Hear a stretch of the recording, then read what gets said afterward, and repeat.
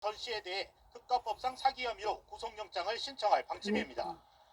한편 전 씨의 딸 전청조 씨도 수십억 원대 투자 사기를 벌인 혐의로 구속돼 재판받고 있습니다.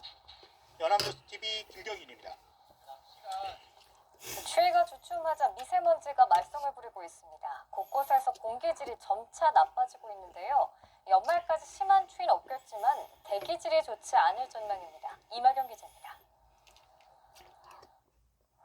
미세먼지가 하늘을 잿빛으로 뒤덮었습니다.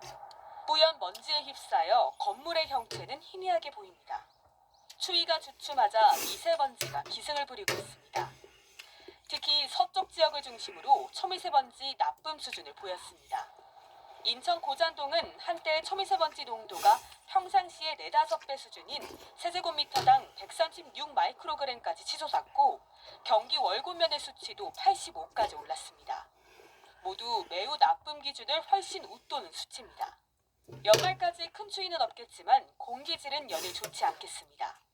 중국에서 빨간색으로 표시된 초미세먼지가 서풍을 타고 우리나라로 들어오고 있기 때문입니다. 국외 미세먼지가 밤늦게 국내에 유입될 것 같습니다. 그래서 우리나라 서쪽 지역, 특히 수도권과 충청권을 중심으로 농도가 높아지기 시작할 것 같고요. 대기 중에 한동안 정체해서 며칠간 지속적으로 영향을 미칠 것 같습니다. 외출할 때는 반드시 KF80 이상의 마스크를 착용하고 과격한 실외 운동은 자제하는 게 좋습니다. 외출 후엔 손과 발을 깨끗이 씻는 등 개인 위생을 철저히 지켜야 합니다. 연합뉴스 TV 이마경입니다. 통계청이 개발 중인 저출산 관련 새로운 통계지표 체계가 오늘 처음 공개됐습니다. 저출산 문제를 다각도로 살펴볼 수 있을 거란 기대가 커지는데요. 어떤 내용들이 담겨 있는지 박지훈 기자가 살펴봤습니다.